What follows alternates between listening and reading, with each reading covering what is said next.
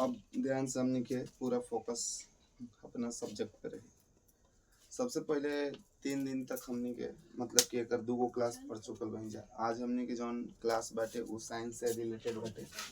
8वां class के science पढ़ते हैं जा। डेट आज 2 तारीख हटे। ये हमने के 7वां महीना स्टार्ट हो गल बाटे। आज जौन चैप्टर के नाम बाटे ओकर नाम बाटे फसल उत्पादन एवं प्रबंधन। तो आज के जौन क्लास बा एक क्लास में हमनी के आज 8वां क्लास के 2 साइंस के चैप्टर कवर कर लिए। 2 चैप्टर पढ़ ली, 3 और 4। पहले हम 3 चैप्टर के बारी बारी से समझा देता नहीं, ओकर बाद फिर 4 बता दे। सबसे पहला हमनी के एकरा में जाने के बाद कि फसल किसे कहते हैं, फसल आखिर होला का।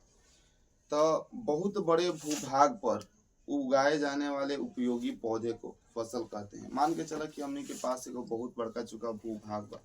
भूभाग के मतलब होला जमीन का टुकड़ा। बहुत बड़का भूभाग के मतलब होला जमीन का टुकड़ा। अगर हमनी के जमीन पे कोनो भी ऐसन फसल, कोनो भी ऐसन पौधा रोपत हैं जा जोना से कि हमनी के बहुत ज्यादा फायदा होखो, तो ओकरा के का कहल जाला, फसल। फिर से खाली सुन लो, जेकरा लिखे के होई वो आराम से लिख सकता। बहुत बड़े भूभाग पर उगाए जाने वाले उपयोगी पौधे को फसल कहते हैं। अगर कबो भी तुम से केहू फसल के परिभाषा पूछी तो अगर के बता दिया लोग कि बहुत बड़े भूभाग पर उगाए जाने वाले उपयोगी पौधे को फसल कहते हैं। अब फसल जौन बाटे ये हमनी के 3 तरह के होला। जौन हमनी के फसल बाटे ये 3 तरह के होला। एगो रबी फसल होला, एगो खरीफ फसल होला और एगो होला जायद फसल।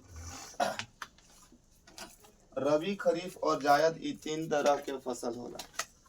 सबसे पहले हमनी के जानल जाओ कि खरीफ फसल का होला। तो खरीफ फसल जौन बाटे वर्षा ऋतु में उपजाई जाती है। जौन हमनी के खरीफ फसल बा एकरा के हमनी के वर्षा ऋतु में का करनी जा, तो उपजावल जाला। खरीफ फसल के वर्षा ऋतु में। जौन है हमनी के रबी फसल बा एकरा के जाड़ा के समय, जाड़े के मौसम में। और जौन हमनी की है जायद फसल बा एकरा के गर्मी के मौसम में उपजावल जाला। गर्मी के मौसम में। अगर परिभाषा पूछलस कि खरीफ फसल से आप क्या समझते हैं, तो हमनी के लिखल जाए कि वर्षा ऋतु में उपजाई जाने वाली फसल को खरीफ फसल कहते हैं। ठीक बा। अगर पूछलस कि रबी फसल किसे कहते हैं, तो एकरा के होई शीत ऋतु या जाड़े की ऋतु। शीत ऋतु या जाड़े की ऋतु में उपजाई जाने वाली फसल को रबी फसल कहते हैं। और अगर पूछ दिलस कि जायद फसल से आप क्या समझते हैं, तो हम लोगों को ये बताना है कि ग्रीष्म ऋतु यानी गर्मी के मौसम में उपजाए जाने वाले फसल को हम लोग जायद फसल बोलते हैं। अब यहाँ एगो अगला मतलब टॉपिक बा, जुताई किसे कहते हैं। जुताई, जुताई आखिर हमने के जुताई केकरा के कहे नहीं जा।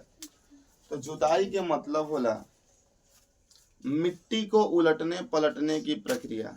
मिट्टी को उलटने पलटने की प्रक्रिया को जुताई कहते हैं। जब हमने के खेत के मतलब जुताई होला तो ओकरा में जो नीचे के मिट्टी बा वो ऊपर आ जाला और ऊपर वाला मिट्टी नीचे चल जाला, ये ना होला। तो मिट्टी के उलटने पलटने की प्रक्रिया को जुताई कहते हैं। ये बात के ध्यान रखिएगा। बुआई किसे कहते हैं। जुताई तो हो गई, जुताई के बाद बुआई। जुताई के बाद अगर हमने के बुआई बटे तो बुआई हो जाई कि मिट्टी में बीजों को डालना। मिट्टी में बीजों को डालना बुआई कहलाता है। अभी हमने की मिट्टी बटे एकरा अंदर अगर हमने के कोनो चीज के बीज डाल देते हैं जा और वो फिर बीज अंकुरित होकर जाम जाता है और जमला के बाद फिर हमने के ओकरा से अलग अलग प्रकार के जवन भी चीज के बीज रोपले बन जो हमने के प्राप्त होता, तो ओकरा के बुआई कहल। ठीक बा। एकरा बाद बाटे एगो शब्द मोरी। मोरी, मोरी के बारे में बहुत आदमी के ना पता हो, लेकिन जवन धान के सबसे छोटे छोटे पौधा होला ओकरा के हमनी के मोरी कहनी जा। धान के छोटे छोटे पौधों को मोरी कहा जाता है। अपना भाषा में हमनी के ओकरा के धान के बिया कहनी जा। लेकिन धान के जौन छोटे छोटे बिया होला ना, जौना के कबार के फिर खेत में रोपल जाला, ओकरा के मोरी कहल जाला। ठीक बा। तो पूछी कि मोरी से आप क्या समझते हैं, तो हम बहुत आसानी मतलब कि आराम आराम से बोलता नहीं कि चाही तो ओकरा के वीडियो स्किप करके वो लिख सकता। धान के छोटे छोटे बीजों को धान के बोने के बाद छोटे छोटे निकले पौधों को मोरी कहा जाता है। जब धान के हमनी के खेत में रोप देनी जा, ओकरा बाद जौन छोटे छोटे बीज निकलेला वो बीज के हमनी के मोरी कहनी जा। अब कहता खाद कार्बनिक पदार्थों का मिश्रण है। खाद जौन बाटे न बचा, खाद दो तरह के होला, एगो जैविक खाद होला और एगो रासायनिक खाद। जौन हमनी के जैविक खाद बाटे, इ जितना भी है जानवर के कचरा गोबर बाटे, जितना भी है सड़ल गलल पतई बाटे, जितना भी सड़ल गलल अपशिष्ट पदार्थ बा, एकरा से जैविक खाद तैयार कइल जाला। और जौन मशीन में संशोधन करके यूरिया, चानमार, पोटास, फास्फोरस इ सब जौन तैयार कइल जाला, एकरा के हमनी के रासायनिक खाद कहल जाला। मतलब कि जितना भी खाद केमिकल के द्वारा तैयार होला ओकरा के रासायनिक खाद, और जौन हमनी के जैविक अपशिष्ट के द्वारा तैयार होला ओकरा के जैविक खाद कहल जाला। ठीक बा। अब जैसे कार्बनिक खाद बनावे खातिर कहते कि पौधों तथा जानवरों के अपशिष्ट, पौधा के अपशिष्ट होके के चाहिए और जानवर के अपशिष्ट मतलब कि ओकर वेस्ट पदार्थ। हमने की कबो कबो मान के चला, अभी तो आम के सीजन बैठे, आम के सीजन में चारों ओर देखम जाता बहुत सारा आदमी खाई के छिलका चारों ओर फेंक दिल हुई। छिलका वो जब पूरा तरह से सड़ जाए तो ओकरा के ले जाके मिट्टी के अंदर डाल दा। मिट्टी के अंदर डालला के बाद ओकरा में बहुत महीन महीन कीड़ा लाग के ओकरा के एकदम चाल दी हसन, और फिर चलला के बाद वो पूरा मिट्टी में मिल जाए, और वो मिट्टी के ले जाके जब हमनी के खेत में डालम जा तो खाद के तरह काम करे। ठीक बा। चाहे जितना भी पतई बाटे जौन सड़ गल जाला ओकरा के एगो गड्ढा खोन के मिट्टी के अंदर डाल के फिर ओकरा के ऊपर से ढक दो, और ओकरा से जौन भुरभुरा सा पदार्थ निकली मतलब मिट्टी, वो बहुत ही नरम होई, और ओकरा के जब खेत में हमनी के छीटम जा तो ओकरा से मिट्टी के गुणवत्ता जौन बा बहुत बढ़ जाए, और हमनी के फसल जौन बाटे फसल के पैदावार बहुत ज़्यादा हुई। कहे से कि पहले के आदमी के हई जौन आजकल हमनी के खाद के प्रयोग करते हैं जा, एकरा बारे में कुछ ना पता रहे, रासायनिक खाद के बारे में कुछ ना पता रहे। आज के समय में ही रासायनिक खाद तनी मुनी अत्यधिक मात्रा में उत्पादित होके लगा है। ओकरा बाद जैसे बेकार साग सब्जी हो गई, पौधा के पत्ती हो गई, तथा और भी जानवर के अवशिष्ट हो गए, ये सब से हमनी के कार्बनिक खाद तैयार होला। तो जब भी पूछी कि कार्बनिक खाद आप किसे कहते हैं या कार्बनिक खाद से आप क्या समझते हैं, तो एक परिभाषा लिखे के बाद कि पौधों तथा जानवरों जैसे अपशिष्ट गोबर, बेकार साग सब्जी, पौधे पत्ती तथा अन्य जैवों से प्राप्त अवशिष्ट को अकार्बनिक खाद कहते हैं। समझ में आइल बुआ? बोला लो। अगला बाटे हमनी के कंपोस्ट। कंपोस्ट के प्रक्रिया में देखा का होला, जब हमनी के का करे नी जा, मिट्टी जौन बाटे मिट्टी के अंदर एगो गड्ढा खोन दा, और हमनी के पर्यावरण में जौन भी अवशिष्ट पदार्थ लौकता ओकरा के ओह गड्ढा में ले जाके डाल दा, और डालला के बाद ओकरा के फिर मिट्टी से पूरा ढक के आ कुछ दिन तक छोड़ दा।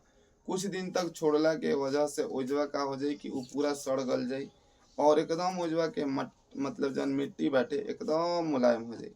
एग्जाम्पल के तौर पे तो हम लोग बताते हैं, जहाँ गोबर रखल जाला ना, गोबर जो ना जगह पे रखल जाला, वो जगह पे के गोबर हटा के ओजवा के मिट्टी देखिए, और ही जगह के अपेक्षा ओजवा के जौन मिट्टी बाटे बहुत ज़्यादा नरम होला, बहुत ज़्यादा मुलायम, और ओजवा छोटे छोटे जौन कीड़ा मकोड़ा रहलसन मिट्टी के चाल दे रहलसन, जमीन के अंदर छेद हो जाला, और वो मिट्टी के काट के जब हमनी के खेत में डालम जा तो वो हमनी के बहुत खाद से भी ज़्यादा फायदा करी।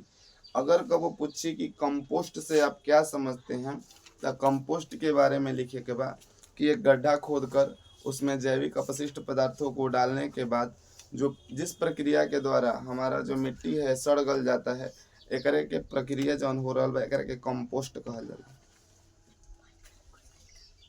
उर्वरक एक अकार्बनिक लवण है। उर्वरक के मतलब खाद होला, और इ एगो अकार्बनिक लवण है, मतलब कि एकरा में कार्बन के मात्रा बहुत कम रहेगा। उर्वरक में पादप पोषक जैसे नाइट्रोजन, फास्फोरस एवं पोटेशियम प्रचुरता में होता है। जो देखो सबसे पहले उर्वरक होला, उर्वरक मतलब कि खाद, उर्वरक में होला का तो उर्वरक में सबसे पहले हमनी के नाइट्रोजन होला, नाइट्रोजन के बाद फास्फोरस होला, और फास्फोरस के बाद एगो हमनी के पोटेशियम होला। ठीक बा। और ये जो नाइट्रोजन, फास्फोरस और पोटेशियम बा ये हमनी के मिट्टी के अंदर भी होला, मिट्टी के अंदर भी नाइट्रोजन, पोटेशियम और फास्फोरस होला। और जो खाद बाटे ओकरो अंदर हमनी के नाइट्रोजन, फास्फोरस और पोटेशियम होला। लेकिन अगर कबो कोनो आदमी तारा से ई बात पूछ दिलस कि आखिर हमनी के खाद के प्रयोग काहे करेनी चाहिए, खेत में सब कोई खाद छीटेला, एह बात के हमनी के पता बा, लेकिन काहे छीटेला एह बात के नहीं के पता। तो जब भी कोनो व्यक्ति पूछी कि खेत में हमनी के खाद के प्रयोग काहे करनी जा, तो ओकर आंसर होई कि खेत में जो हमारी मिट्टी होती है उस मिट्टी में नाइट्रोजन, फास्फोरस और कैल्शियम के कमी को पूरा करने के लिए खाद का प्रयोग किया जाता है। अगर मिट्टी में नाइट्रोजन के, फास्फोरस के और पोटेशियम के कमी हो जाता तो वो कमी के पूरा करे खातिर हमनी के खाद के प्रयोग करनी चाहिए। ठीक बा। आगे सुना लो। अच्छा फसल उत्पादन के लिए फसलों को विभिन्न अंतराल पर पानी देना ही सिंचाई कहलाता है। सिंचाई के मतलब का होला, हमनी के अपना भाषा में ओकरा के पटवन कहनी जा। गांव देहात के आदमी जब भी खेत पटावेला तो ओकरा के पटवन कहल जाला। खेत के मतलब पटवन के मतलब भाई कि जरूरत के अनुसार फसलों को पानी देना पटवन या सिंचाई कहलाता है। जरूरत या आवश्यकता के अनुसार फसलों को पानी देना सिंचाई या पटवन कहलाता है। पटवन ही हमनी के आम देहात के भाषा हटे। ठीक बा। एकरा बाद बाटे हमनी के खरपतवार हटाने की प्रक्रिया को निराई कहते हैं। अक्सर ये निराई जौन बाटे हमनी के धान के फसल में सबसे अधिक देखे के मिलेला। जब धान आदमी रोप देवेला तो रोपला के बाद सोहनी लगावल जाला। सोहनी मतलब कि जौन खेत में से जितना भी घास अवशिष्ट के रूप में जामल बा, धान के पौधा के अतिरिक्त अगर कोनो घास जामल बा तो ओकरा के हटावे के जौन प्रक्रिया बा ओकरा के हमनी के कहम जा खरपतवार हटावे के जौन प्रक्रिया बा ओकरा के निराई कहल जाला। निराई, खरपतवार हटाने की प्रक्रिया को निराई कहते हैं। अगर तेरा खेत में कोनो खरपतवार जाम गइल बाटे चाहे कोनो खरपतवार जमा हो गइल बा तो ओकरा के हटावे के जौन प्रक्रिया बा वो प्रक्रिया के नाम निराई हटे। फसल के पकने के बाद उसे काटने की विधि को कटाई कहते हैं। जब फसल पूरा तरह से पक के तैयार हो जाला और हमनी के हंसुआ लेके खेत में पहुंचल बन जा, काट उठ के बोझा जबान के घर ला देन जा, तो जन फसल पकला के बाद काटे के जन प्रक्रिया रहेला एकरा के कटाई कहल जाला। कटाई। खेतों में उगाए जाने वाले उपयोगी पौधे को फसल कहते हैं। ये हम पहले भी बता दिले भाई कि खेतों में उपजाए जाने वाले उपयोगी या जरूरतमंद पौधों को फसल कहते हैं। रोटी, कपड़ा और मकान मनुष्य के जीवनभूत 3 आवश्यकता है। अच्छा, कोनो भी आदमी हमनी के मान के चलो हम एजा पढ़ावतनी तो हमार 2 गो उद्देश्य बा। एगो सबसे पहले तो जितना भी गरीब लड़का बड़ा सन ओकनी के हम बहुत बेहतर तरीका से सिखा सकी, पहला हमार जरूरत। लेकिन एकरा साथ साथ एगो हमार और ही जरूरत बा कि ओ लड़कन से कुछ मामूली सा फीस लेके हम आपन भी जरूरत के पूरा कर ले। तो इस धरती पे रहे वाला हर एक इंसान के 3 गो जरूरत होला, रोटी, कपड़ा और मकान। खाए खातिर आदमी सोचे लगी का कितना बढ़िया बढ़िया चीज खा ली, रहे खातिर सोचे लगी कैसना जगह पे रही एकदम सुख सुविधा से संपन्न, और पहिरे खातिर तो कपड़ा के बारे में सोचबे मत करा। एक से एक आदमी शेरवानी मेरवानी का पहना तो ओकरा ऊपर से सेंट मारता। तो मतलब कि आदमी के जो ना मूलभूत जरूरत बाटे ई 3 गो बाटे, रोटी, कपड़ा और मकान। ठीक बा। तो कबो अगर केहू पूछ दी कि मतलब मनुष्य की मूलभूत आवश्यकताएं क्या क्या है तो एकर आंसर देम जा रोटी, कपड़ा और मकान। सिंचाई के आधुनिक तरीके में छिड़काव तंत्र और ड्रिप तंत्र है। मतलब कि सिंचाई के अलग अलग तरीका बाटे। वो तरीका में हमनी के जो ड्रिप तंत्र बा, ड्रिप तंत्र के मतलब कि जैसे पाइप के माध्यम से पानी जा रहल बा और वो चारों ओर फुहेरा के माध्यम से चारों ओर फैल के गिर रहल बाटे, तो एकरा के हमनी के बोलम जा ड्रिप तंत्र। अब ए तरी हमनी के सुनले होगम जा अगहन के महीना। अगहन के जौन महीना होला इ नवंबर से दिसंबर तक होला। आषाढ़ के महीना जून जुलाई के कहल जाला, और ज्येष्ठ के जौन महीना बाटे इ मई जून के महीना होला। और ए तरीका से हमनी के जौन 3 चैप्टर रहे वो समाप्त हो गए।